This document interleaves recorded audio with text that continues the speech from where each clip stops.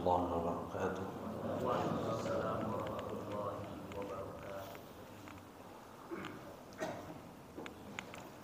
إن الحمد لله نحمده ونستعينه ونستغفره ونعوذ بالله من شرور أنفسنا وسيئات أعمالنا من يهد الله فلا مضل له ومن يضلله فلا هادي له أشهد أن لا إله إلا الله وحده لا شريك له وأشهد أن محمدا عبده ورسوله اللهم صل وسلم وبارك على محمد وعلى آله وأصحابه والتابعين ومن اهتدى بهديه واستنى بسنته إلى يوم الدين. يا أيها الذين آمنوا اتقوا الله حق تقاته ولا تموتن إلا وأنتم مسلمون. Amma ba'd. Para jemaah, ikhwan sekalian yang saya cintai karena Allah Subhanahu wa taala, alhamdulillah kembali Allah Subhanahu wa taala memberikan kita kesempatan untuk sama-sama terus memurnikan keimanan tauhid kita dan memperbaiki ketakwaan kita, meningkatkan kualitas ketakwaan kita kepada Allah Subhanahu wa taala melalui ilmu yang insyaallah setiap kali kita menempa memperbaiki keimanan, keislaman kita dengan ilmu, maka akan semakin menjadi istiqomah dan sungguh-sungguh kita di dalam mentaati Allah Subhanahu wa taala. Karena sebagaimana yang selalu kita saling mengingatkan dengan sabda Rasulullah SAW, man yuridillahu bihi khaira yufaqihuhu fid din. Barang siapa yang Allah Subhanahu wa taala inginkan pada dirinya kebaikan, maka Allah Subhanahu wa taala akan memudahkan dia di dalam memahami din Islam ini, baik dalam masalah yang berkaitan dengan akidah, dalam masalah ibadah, bahkan juga di dalam masalah bagaimana pola berakhlak di dalam Islam ini akan senantiasa dia mencontoh Rasulullah SAW.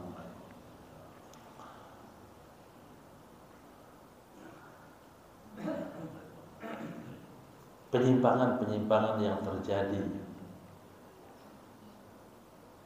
dalam atau pada setiap generasi tatkala umat Nabi Nuh alaihissalam yang dijelaskan oleh para ahli tafsir dalam firman Allah, dalam penafsiran firman Allah, wa qalu la tadharunna alihatakum wa la tadharunna wattan wa la suwa'a wa la yaghutha wa ya'uqa wa nasr. Disebut ya, mereka mengatakan janganlah kalian tinggalkan penyembahan kepada Wad, Suwa, Yaghuz, Ya'uq dan Nasr.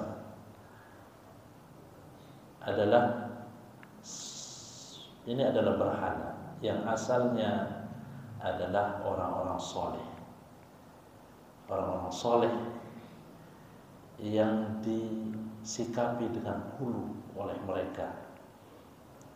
Orang-orang yang hidup pada zaman Nabi Nuh itu gulu terhadap Wad, Suwa, Ya'uq, Yaghuz dan Nasr.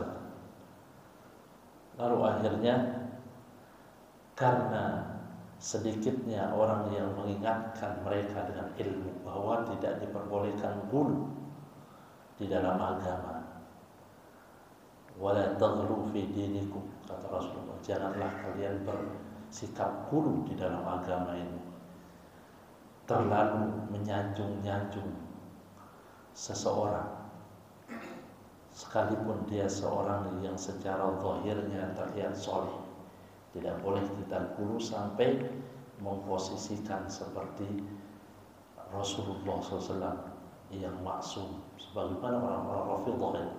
Akhirnya mereka terjerumus di dalam syirik. Ya. Ini Wad, Ya'uq, Yaghus, Ya'uq dan Nasr itu adalah orang-orang soleh awalnya. Akhirnya lambat laun dengan berjalannya waktu dan tidak ada orang yang mengingatkan gulu itu akan menimbulkan syirik. Akhirnya mereka melakukan kesyirikan. Jadi penyimpangan dari awal. 1000 tahun dari semenjak diturunkannya Adam alaihissalam sampai datang Nabi Nuh, itu tadinya belum ada kesyirikan. Tetapi akhirnya karena tidak adanya ilmu atau orang yang mengingatkan, terjadilah kesyirikan. Maka Allah Subhanahu wa taala mengutus Nuh, rasul yang pertama, kata Rasulullah dalam hadis syafaat. Nuh adalah rasul pertama. Terlepas dari khilaf, ada yang mengatakan Nabi Adam, tapi yang disepakati oleh kebanyakan para ulama sesuai dengan dalil-dalil yang ada bahwa rasul pertama adalah Nuh alaihissalam, karena nanti manusia dalam hadis syafaat itu akan berbondong-bondong meminta pertolongan untuk didoakan kepada Allah supaya disegerakan hisab. Ternyata kata Rasul, mereka datang kepada Rasul pertama yaitu Nuh alaihissalam. Karena pada zaman Nabi Nuh itulah mulai terjadi penyimpangan dalam masalah akidah. Ya. Jadi singkatnya dalam mukadimah ini kita hendaklah bersyukur kepada Allah Subhanahu wa taala, digerakkan hati kita untuk hadir di majelis ilmu, untuk memperbaharui terus akidah kita, ibadah kita kepada Allah Subhanahu wa taala supaya Allah terima. Pada pertemuan yang lalu, ketika kita membahas kitab Nawaqidul Islam dan masuk kepada Naqid al-awwal, An-Naqidul awwal, pembatal Islam yang pertama, yaitu syirik kepada Allah Subhanahu wa taala dalam beribadah, yang didefinisikan syirik itu adalah sarfu syai'in,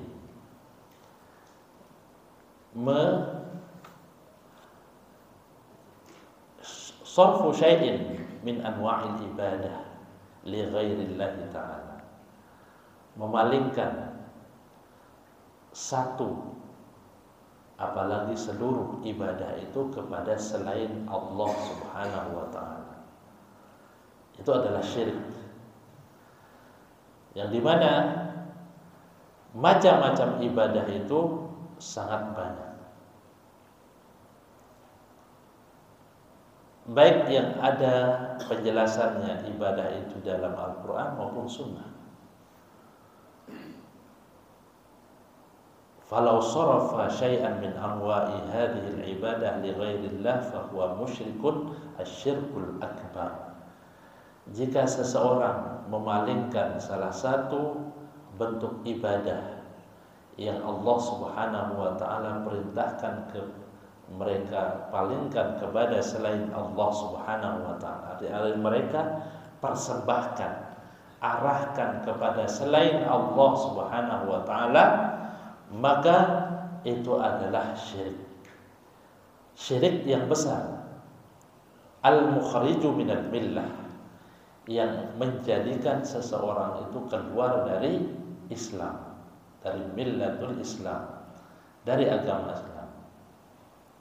Dicontohkan oleh Syekh Shalih bin Fauzan Al-Fauzan, faman zabaha li ghairillah aw nadara li ghairillah aw sajada li ghairillah, barang siapa yang menyembelih untuk selain Allah, dipersembahkan atau bernadar bukan karena Allah Subhanahu wa taala, au sajada li ghairillah, atau dia sujud kepada selain Allah, au da'a ghairallah minal amwat, atau dia berdoa kepada selain Allah, kepada orang yang mati atau orang yang tidak ada di hadapannya, yang kita sebut dengan tawassul, meminta didoakan oleh orang yang masih hidup, itu diperbolehkan. Tetapi kalau meminta pertolongan kepada orang yang masih hidup, tidak ada di depan kita, itu termasuk syirik. Kenapa dimasukkan ke dalam kesyirikan? Karena beranggapan bahwa orang itu mengetahui yang gaib dan bisa bertasarruf sebagaimana Allah Subhanahu wa taala. Jadi dia menguasai, ada keyakinan bahwa orang yang tidak ada di dalamnya itu punya kelebihan di dalam mengatur alam semesta ini. Maka dikategorikan sebagai kesyirikan. Atau istighatha bil amwat, atau dia minta, beristighatsah itu minta perlindungan, pertolongan kepada orang-orang yang sudah mati, sebagaimana banyak dilakukan di negara kita ini. Orang datang ke kuburan minta keselamatan. Bukan hanya di negara kita ini, katanya di negara-negara Afrika sana, orang-orang yang muslim terjerumus dalam kesyirikan, yaitu istighatsah dengan orang-orang yang sudah mati, mendatangi kuburan mereka, minta keselamatan, minta kesehatan. Maka ini adalah syirik.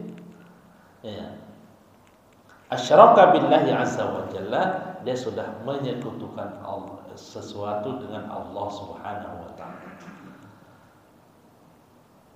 Karena sesungguhnya al-ibadat kulluha bi jami'i anwa'iha lillahi azza wa jalla. Karena seluruh ibadah itu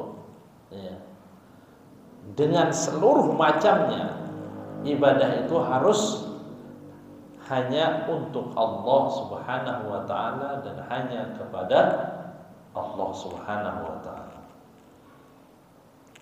Karena itulah tujuan Allah menciptakan manusia dan jin untuk beribadah kepada Allah. Wa ma khalaqtul jinna wal insa illa liya'budun. Kemudian dalam bentuk perintah dalam surat An-Nisa Allah mengatakan wa'budullah wa la tusyriku bihi syai'a. Beribadahlah kalian hanya kepada Allah. Ditambah dengan Nabi wala tusyriku bihi syai'a. Jangan sekali-kali kalian menyekutukan Allah dengan satu pun dari makhluk ini. Karena makhluk ini tidak memiliki apa-apa dalam alam semesta ini.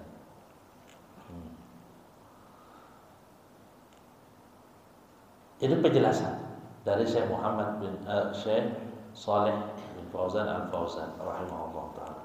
Hafizahullah. Kemudian lanjut kemarin pada penjelasan dua syarat diterimanya ibadah. Dua syarat diterimanya ibadah, yang pertama adalah ikhlas. Ini yang sudah sering kita dengar. Lalu yang kedua adalah ittiba, mencontoh kepada Rasulullah SAW. Karena sesungguhnya ibadah itu adalah perintah dari Allah Subhanahu wa taala. Maka seseorang haram hukumnya beribadah dengan sesuatu yang tidak diperintahkan oleh Allah Subhanahu wa taala. Yang sebenarnya bukan ibadah, dia klaim sebagai ibadah. Yang bukan agama, tidak ada contoh dari Rasul, lalu dia klaim sebagai ibadah. Ini adalah bentuk ya, membuat-buat. Jadi setelah ikhlas harus seseorang ittiba kepada Rasulullah SAW dalam beribadah. Nah, agama ini dari Allah, yang mengatur bagaimana cara beribadah adalah Allah. Lalu yang diutus oleh Allah untuk menyampaikan bagaimana pola beribadah itu adalah Rasulullah SAW. Jadi Allah memerintahkan Rasul untuk menjelaskan kepada manusia, litubayyina lin-nasi ma nuzzila 'alaihim. Itu firman Allah.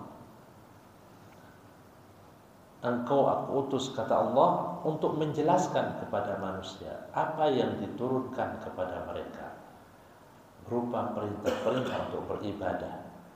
Maka Rasul dengan tegas mengatakan, man amila amalan laisa alaihi amruna fahuwa raddun.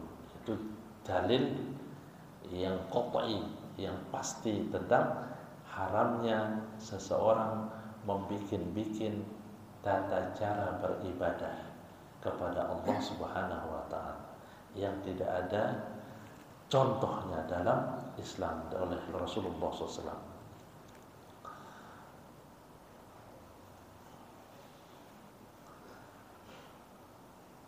Kemudian keburukannya kesyirikan, ditambah ulasannya oleh Syekh Shalih Al-Fauzan hafizahullah di dalam syarahnya ini. Allah menjelaskan, wala taj'al ma'allahi ilahan akhar fatulqa fi jahannama maluman madhura. Janganlah kamu menjadikan bersama Allah Subhanahu wa taala sekutu,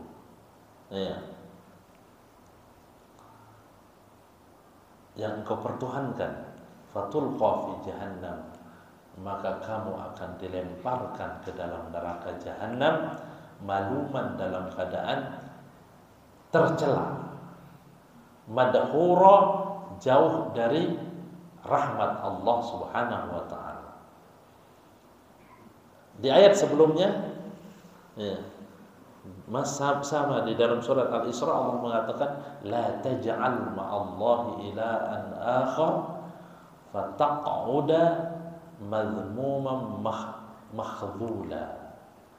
Jangan kamu jadikan sekutu bagi Allah Subhanahu wa taala di dalam ibadah, maka kamu akan menjadi madhmuman, menjadi tercela, makhdhula, dan terhina. Ini ancaman Allah Subhanahu wa taala terhadap orang yang melakukan kesyirikan. Lalu masih dalam pembahasan yang kemarin kita singgung sedikit, di antara manusia ada yang menafsirkan syirik itu hanya sebatas penyembahan kepada berhala. Selain kepada berhala, seperti berdoa kepada selain Allah, kepada orang yang mati, orang yang menyembah Isa, Nabiullah, menyembah Uzair, orang Yahudi, tidak dikatakan syirik. Ini adalah syubhat. Yang membatasi kesyirikan itu hanya sebatas penyembahan kepada berhala. Kalau datang kepada kuburan-kuburan orang soleh minta berkah, itu tidak syirik kata mereka. Ini adalah syubhat. Ini adalah syubhat. Penyembahan kepada berhala, apakah berbentuk patung atau ukiran-ukiran, itu hanya salah satu dari bentuk kesyirikan. penyembahan sujud di hadapan berhala itu salah satu bentuk kesyirikan. Berdoa kepada orang-orang yang mati juga termasuk kesyirikan. Penyembahan kepada Isa ya, oleh orang-orang Nasrani itu adalah kesyirikan. Maka Nabi Basharin ayyutiyahullahu an-nubuwata wal kitab ayaqula lin-nasi kunu ibadan li min dunillah walakin kunu rabbaniyyin bima kuntum tu'allimuna al-kitab wa bima kuntum tadrusun. Allah mengatakan tidak sepantasnya ya, bagi manusia yang Allah Subhanahu wa taala berikan kepadanya Alkitab, yaitu kitab suci. Seperti Nabi Isa diturunkan kepadanya kitab Injil ya. Wan nubuwah, diangkat sebagai nabi oleh Allah Subhanahu wa taala. Tidak sepatutnya dia mengatakan kunu ibadan li min dunillah. Jadikan saya sebagai ya, jadilah kalian hamba yang beribadah kepadaku selain kepada Allah Subhanahu wa taala. Jadi Isa juga di dalam surat An-Nisa dijelaskan dengan panjang lebar. Nanti ya, Isa ditanya oleh Allah Subhanahu wa taala, "A'anta qulta lin-nasi ittakhiduni wa ummiya ilahaini min dunillah?" Kamukah wahai Musa Isa yang mengatakan kepada Bani Israel, jadikan saya dan ibuku sebagai Tuhan selain Allah Subhanahu wa taala? Ya, maka Isa mengatakan, ya tidak sepantasnya ya Allah. Engkau lebih tahu. Tidak sepantasnya bagiku untuk ya, mengatakan itu. Jadi Nabi Isa alaihi salam ya, berlepas diri dari apa yang dilakukan oleh Bani Israel berupa penyembahan kepada diri. Nabi Isa tidak pernah mengatakannya. Ya. Jadi ada manusia-manusia yang membatasi kesyirikan itu hanya sebatas penyembahan kepada berhala. Kemudian juga jadi itu sudah dibantah oleh Syekh. Itu hanya salah satu saja dari bentuk kesyirikan. Banyak kesyirikan yang lain selain penyembahan kepada berhala. Ya. Lalu ada yang membatasi syirik itu hanya pada anta'taqid anna ahadan yakhluqu ma'allah, bahwa seseorang berkeyakinan bahwa hanya Allah yang menciptakan, memberi rizki, mengatur alam semesta ini. Au yudabbiru ma'allah. Ya, hanya Allah yang mengatur alam semesta ini. Jika kata mereka, fa idza kunta ta'qal anna ahadan la yarzuqu ma'allah wa la yakhluqu wa la yanfa'u wa la yadurru fa anta muwahhid. Jadi ada orang yang berkeyakinan kalau kamu sudah meyakini bahwa Allah yang memberi rizki, Allah yang menciptakan, Allah yang mengatur alam semesta ini, maka kamu tidak terjerumus di dalam kesyirikan.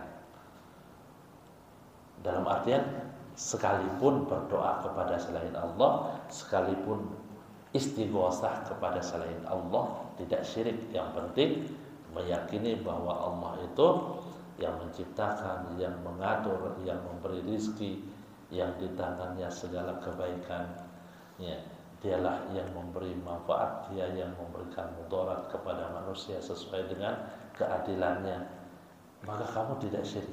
Ini adalah keliru ya. Umat-umat terdahulu ya, tidak pernah mengatakan seperti itu.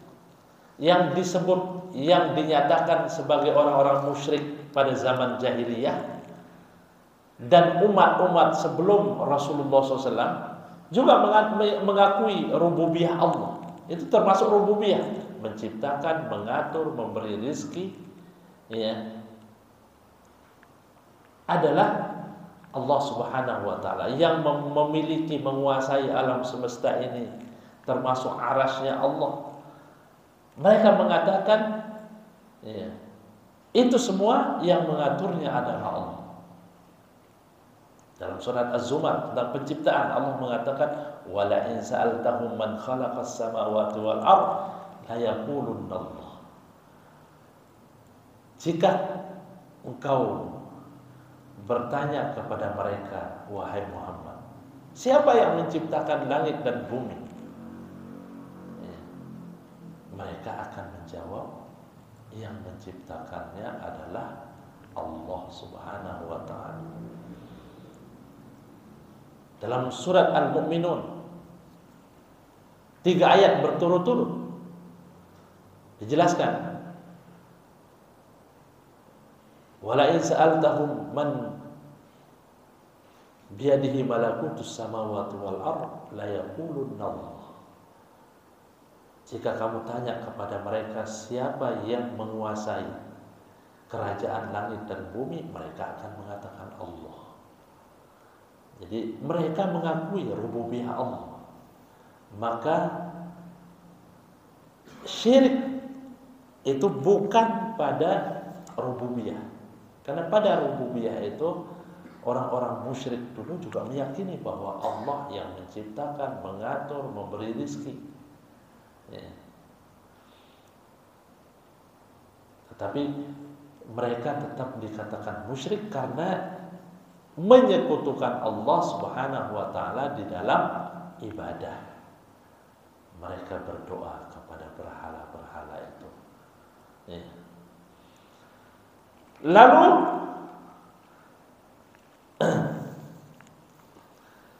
ada yang syubhat lagi yang harus kita paham bagaimana, ya, membantah, menggugurkan syubhat ini, yang mengatakan kami bukan menyembah orang yang ada di kuburan itu, tetapi karena dia soleh kami hanya tawasul. Maksudnya kepada Allah kami berdoa, tetapi melewat dia. Ya. Kemarin sudah kita ini juga, tapi kita mempertegas lagi. Ini adalah syubhat. Ya. Bertawasul kepada orang-orang yang sudah mati di dalam berdoa, ya, itu yang dilakukan oleh orang musyrik di zaman jahiliyah itu. Ya. Surat Yunus Allah mengatakan ayat ke-18, wa ya'buduna min dunillahi ma la yadhurruhum wa la yanfa'uhum wa yaquluna haula'i syufa'auna indallah. Disebut oleh Allah mereka beribadah kepada selain Allah,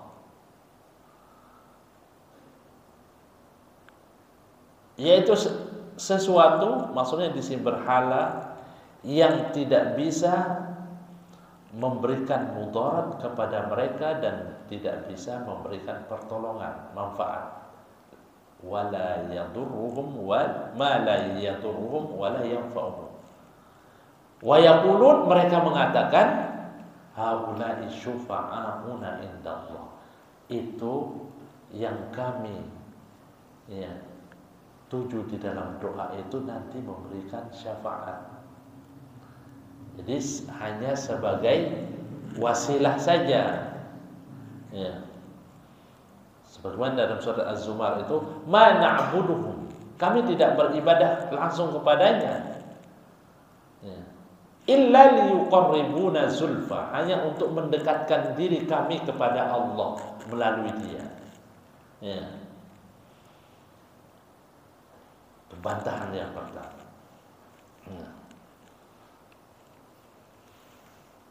Ini sama sama persis dengan apa yang dilakukan oleh orang-orang musyrik jahiliyah. Ketika dilarang untuk berdoa kepada selain Allah, ya, mereka mengatakan kami hanya jadikan sebagai wasilah,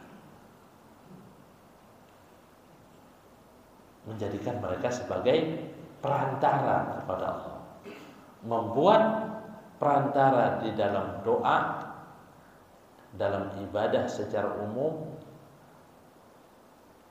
baik itu orang yang mati, ya, atau yang sudah berbentuk berhala dengan keyakinan itu adalah berhalanya orang soleh atau patungnya orang soleh, maka kami jadikan sebagai wasilah supaya lebih cepat diterima oleh Allah karena kami adalah orang kotor.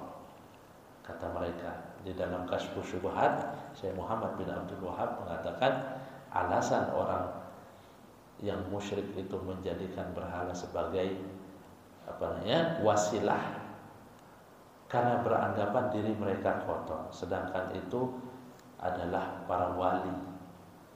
Latta itu adalah orang yang mulia pada zaman, ya, jahiliyah dulu, yang suka memberi makan jamaah haji. Yalittu, dari kata latta yalittu, ya, latta itu adalah sebutan bagi orang yang senantiasa mengadon tepung untuk dijadikan roti, lalu diperuntukkan untuk orang-orang yang berhaji dengan cara-cara jahiliyah dulu.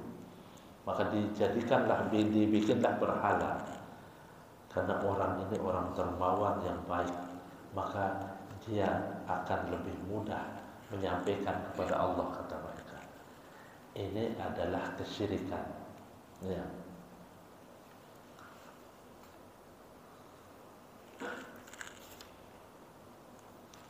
Lalu sekarang kita masuk kepada jenis-jenis syirik, macam-macam syirik. Kalau diterjemah, hafalan terjemahan halaman berapa, akhi yang suka baca? 50. Ya, tafadhal dibaca. Macam-macam syirik. Syirik itu ada dua macam. Yang pertama syirik akbar, yang kedua syirik asghar. Ya. Syirik akbar adalah memalingkan sesuatu dari berbagai macam ibadah kepada selain Allah Subhanahu wa taala sebagaimana telah diterangkan terdahulu. Syirik jenis ini menjadikan pelakunya keluar dari agama dan menjadikannya diharamkan masuk surga, kekal di dalam neraka, sia-sia seluruh amal perbuatannya, dan menjadikan darahnya dan hartanya halal. Ya. Syirik ini buruk dari berbagai sisi. Ya, cukup sebentar. Ya. Jadi kemusyrikan atau syirik itu ada dua macam. Ini yang perlu kita ketahui. Ya. Pembagian ini berdasarkan istiqra', penelitian terhadap dalil-dalil. Tidak sembarang. Ya, berdasarkan istiqra', ya, kepada dalil-dalil. Para ulama setelah melihat dalil-dalil, meneliti, maka membagi syirik itu menjadi dua. Ada syirik akbar. Akbar maksudnya yang besar. Dan ada syirik asghar, syirik kecil. Lalu didefinisikan apa itu syirik akbar? Syirik akbar adalah sarfu syai'in min anwa'il ibadah li ghairillah, memalingkan salah satu bentuk ibadah itu kepada selain Allah Subhanahu wa taala. Ya. Sebagaimana yang sudah dijelaskan juga. Kemudian macam yang pertama ini, ya, syirik besar, yukhriju sahibahu minal millah, menjadikan pelakunya itu keluar dari Islam. Maka sangat bahaya, ya, sangat bahaya akibat yang yang diakibatkan oleh syirik besar, oleh pelaku syirik besar. Maka harus kita ketahui, ya, jahil dengan masalah syirik ini sama seperti jahil dengan masalah tauhid. Ya. Kita wajib mengetahui apa itu tauhid, syarat-syarat benarnya tauhid. Tetapi masalah syirik harus kita pahami secara benar juga, supaya kita tidak menjadi gugur tauhid kita, dan supaya kita tidak keluar dari Islam. Wa yahrumu 'ala sahibihi dukhulul jannah. Haram seorang yang melakukan syirik besar itu masuk surga selama-lamanya. Ya. Yakhlulu finnar, sebagaimana dalam ayat yang sangat sering kita dengar yang ada dalam surat Al-Bayyinah. Innal ladzina kafaru min ahlil kitab wal musyrikin fi nari jahannam khalidina fiha, kekal di dalamnya. Ulaika hum syarrul bariyah. Ya. Mereka adalah seburuk-buruk manusia. Ditambah lagi yahbitu jami'u amalihi, gugur seluruh amal. Maksudnya pahalanya tidak ada, dianggap hangus amalnya itu sekalipun banyak.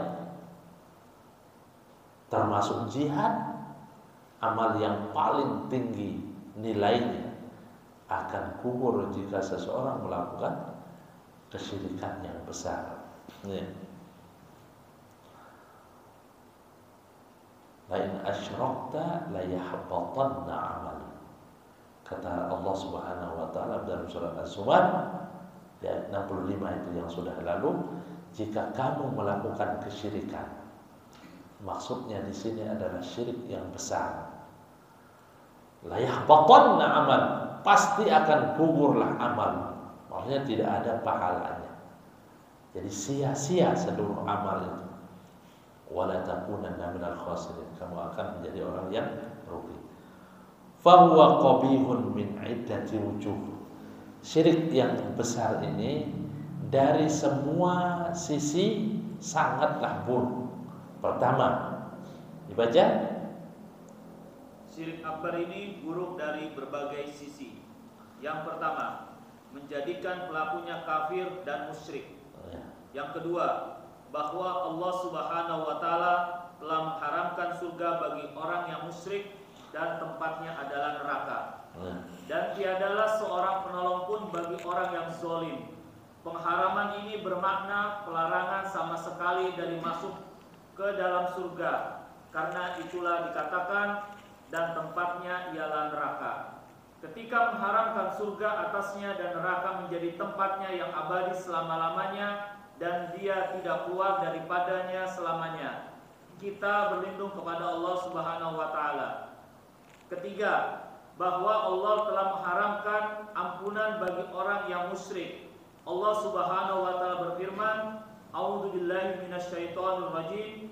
Innallaha la yaghfiru ay yushraka bihi wa yaghfiru ma duna dzalika liman yasha. Sesungguhnya Allah Subhanahu wa taala tidak akan mengampuni dosa syirik, dan Dia mengampuni segala dosa yang selain dari syirik bagi siapa yang dikehendaki. An-Nisa 48. Seorang musyrik apabila meninggal dalam keadaan syirik, janganlah mengharapkan untuk mendapatkan ampunan dari Allah Subhanahu wa taala selama belum bertaubat darinya. Adapun ampunan Allah Subhanahu wa taala yang didapat meski tidak bertaubat bagi orang-orang yang dikehendaki Allah Subhanahu wa taala adalah khusus bagi dosa-dosa yang di bawah syirik. Allah Subhanahu wa taala berfirman, "Wa yaghfiru ma duna dzalika liman yasha." Dan Dia mengampuni segala dosa yang selain dari syirik itu bagi siapa yang dikehendakinya. Iya. Cukup. Jadi ada di antara sekian poin keburukan namanya kesyirikan. Ya, ada 5 poin keburukan dari syirik yang besar. Yang pertama adalah menjadikan pelakunya itu kafir, musyrik. Disebut oleh Allah Subhanahu wa taala, innal ladzina kafaru min ahlil kitab. Ahlul kitab itu terjerumus di dalam kesyirikan, wal musyrikin, dan para penyembah berhala dan yang lainnya, penyembah berhala, kayu, batu, ya. Juga yang menyembah manusia, nabi, para rasul, seperti yang menyembah Nabi Isa, Nabi Uzair, dan yang lainnya. Ya. Itu adalah kafir dan musyrik. Jelas tadi.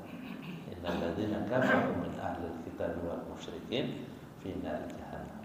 Lalu yang kedua, bahwa pelaku kesyirikan, al-musyrik, diharamkan oleh Allah Subhanahu wa taala masuk surga sama sekali. Sekalipun mereka berharap bisa masuk surga, Allah Subhanahu wa taala haramkan, kecuali jika mereka itu bertaubat dari perbuatan syiriknya.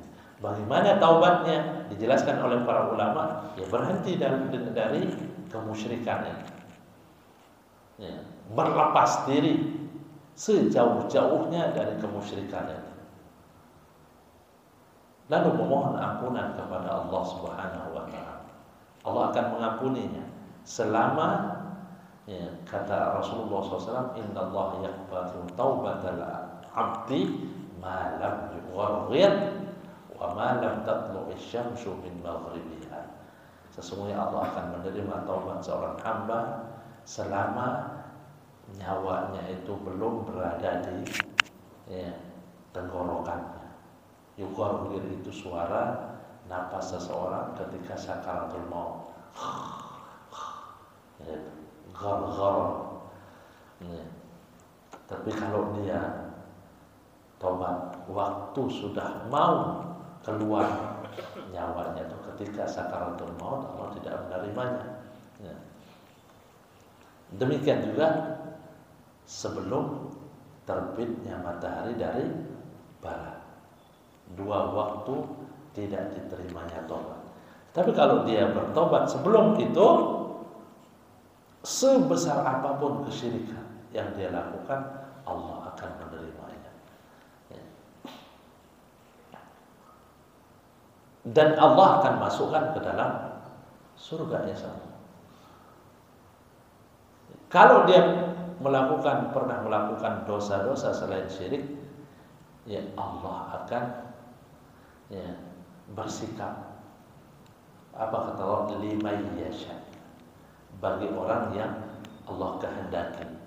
Maka ada istilah para ulama Ahlus Sunnah mengatakan, pelaku dosa-dosa besar selain syirik itu tahtal masyiah, di bawah kehendak Allah Subhanahu wa taala. Ada yang Allah ampuni dosa yang dia lakukan itu, dosa selain syirik, lalu langsung masuk ke dalam surga. Tetapi ada orang yang Allah Subhanahu wa taala belum mengampuninya. Artinya Allah azab dulu dia di neraka sebagai pembersih dia dari dosa-dosa besar selain syirik. Kemudian setelah itu Allah masukkan ke dalam surga. Ya. Jadi semua ahlul iman, ahlul kiblat, orang-orang yang beriman itu yang tidak melakukan syirik besar, ya, intinya kesimpulannya bahwa semua ahlul iman, orang-orang yang beriman yang tidak melakukan syirik besar, insya Allah masuk surga. Tetapi ada yang langsung karena Allah mengampuni dosa-dosanya, ada yang Allah bersihkan dulu di dalam neraka. lalu dimasukkan ke dalam surga. Karena surga itu adalah tempat orang-orang yang bersih dari dosa. Nanti orang yang terakhir, yang sering kita ulang-ulang, orang yang terakhir dimasukkan ke dalam surga, yang terakhir keluar dari neraka, orang yang ada di dalam hatinya itu keimanan sebiji zarrah. Tidak ada amal sama sekali. Bahkan dosa-dosa besar dia lakukan.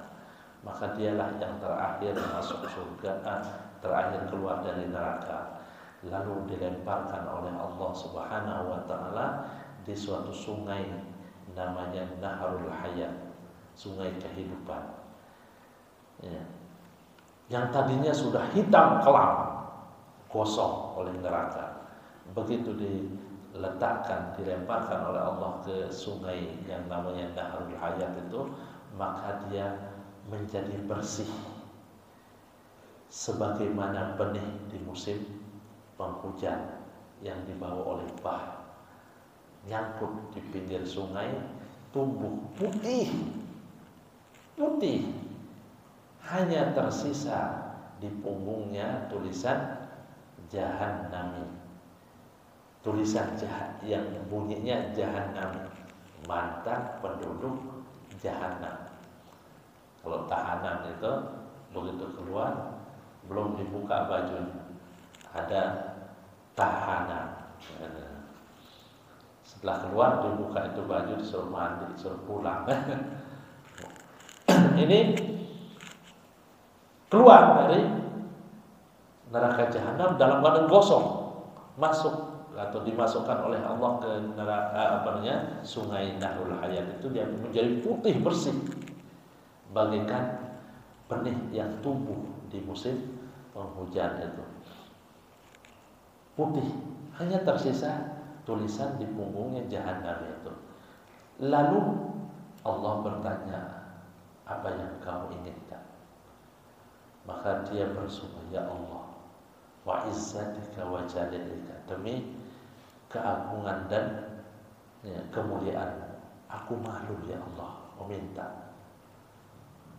Ya, aku malu meminta. Tetapi kalau boleh, dekatkan sedikit saya ke pintu surga. Dekatkan sedikit. Didekatkan oleh Allah Subhanahu wa taala. Ternyata harumnya surga itu tercium dari jarak 70 tahun perjalanan manusia. Ya.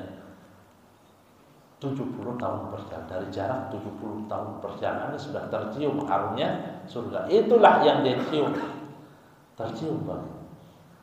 Maka akhirnya dia penasaran dan ingin yang lebih sedikit. Maka dia bersumpah lagi. Allah mengatakan, ditanya apa yang kamu minta?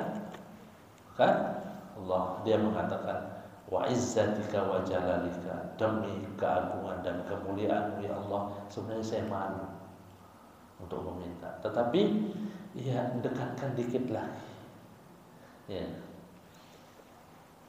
dekatkan sedikit lagi ya Allah ke pintu surga. Dia tidak meminta masuk, tetapi dekatkan ke pintu surga. Kamu tidak akan minta lebih daripada, tidak ya Allah, saya malu.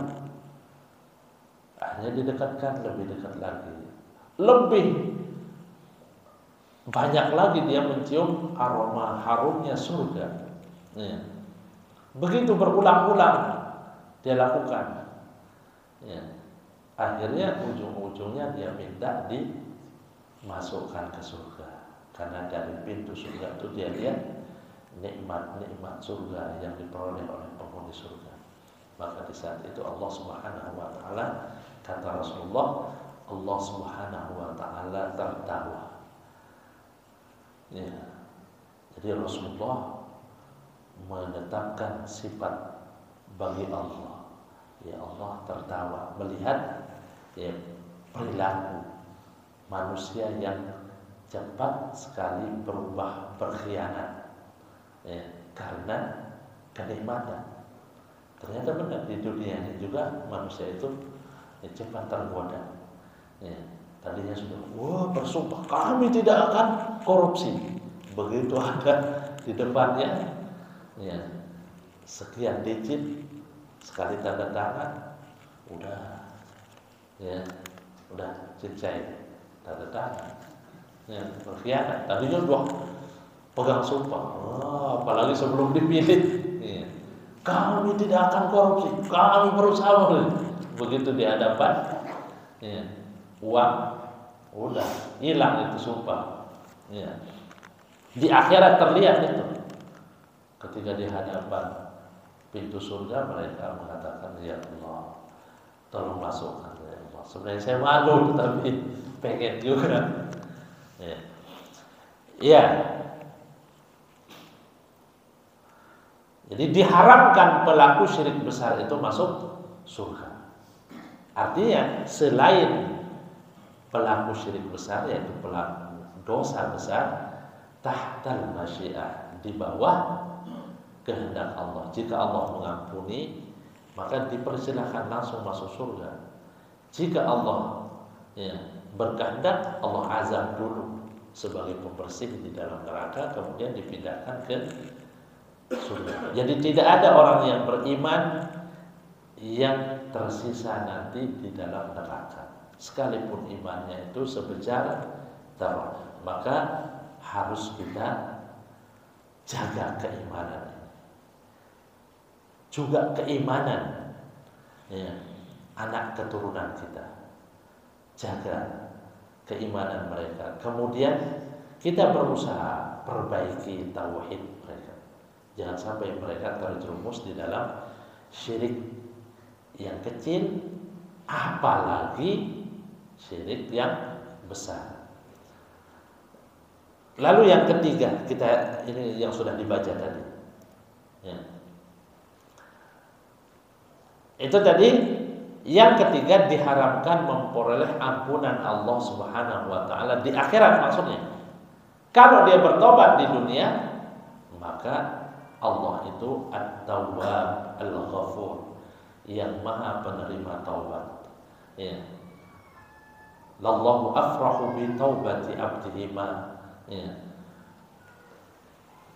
Dalam hadis qudsi itu. Ya. Sesungguhnya Allah Subhanahu wa taala sangat senang dengan taubat seorang hamba. Ya. Ketika seseorang bertaubat, diceritakan oleh Rasul ada orang yang kehilangan kendaraannya di tengah-tengah gurun pasir. Di situ ada bekalnya. Di situ ada bekal-bekal perjalanan. Dia tidur istirahat di bawah pohon, diikat itu kendaraannya. Begitu bangun ternyata hilang. Atas kehendak Allah Subhanahu wa taala, tiba-tiba kendaraannya itu kembali di hadapannya. Maka dia bertobat kepada Allah Subhanahu wa taala.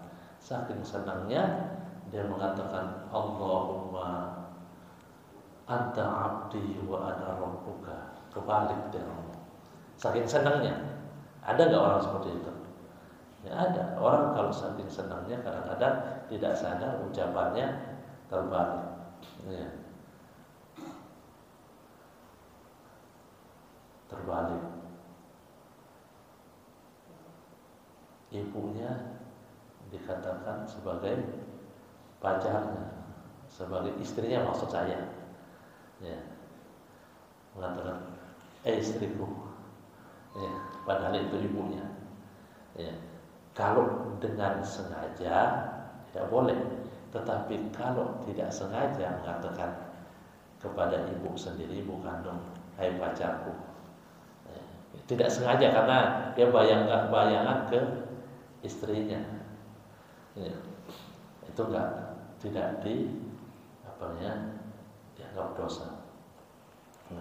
Nah ini hamba ini mengatakan, ya Allah, Engkaulah hambaku, saya ini adalah Tuhanku. Saking senangnya. Ya. Dan Allah sangat senang menerima taubat itu, sekalipun dalam kondisi tersalah dia ngomong. Dan begitu siapapun yang bertobat, Allah sangat senang menerima taubat. Maka nama Allah adalah At-Tawwab. At-Tawwab itu adalah namanya ya, lil mubalaghah. Fa'al, tawwab, fa'al lima yurid.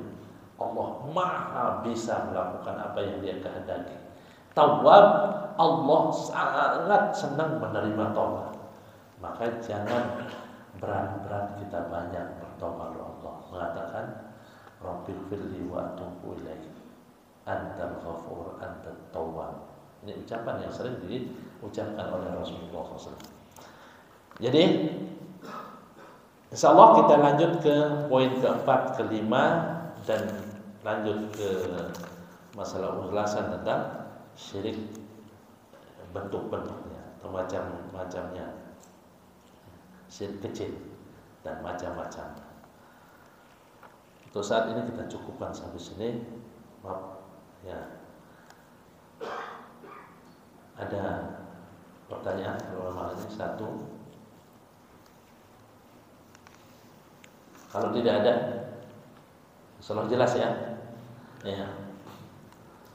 Saya kalau sudah tidak ada pertanyaan berarti ya husnuzan, ya berbaik sangka bahwa antum sudah paham semua. Wassallallahu ala Muhammadin wa ala alihi wa ashabihi ajma'in. Walhamdulillahirabbil alamin. Subhanakallahumma wa bihamdika asyhadu an la ilaha illa anta astaghfiruka wa atubu ilaik. Assalamualaikum warahmatullahi wabarakatuh.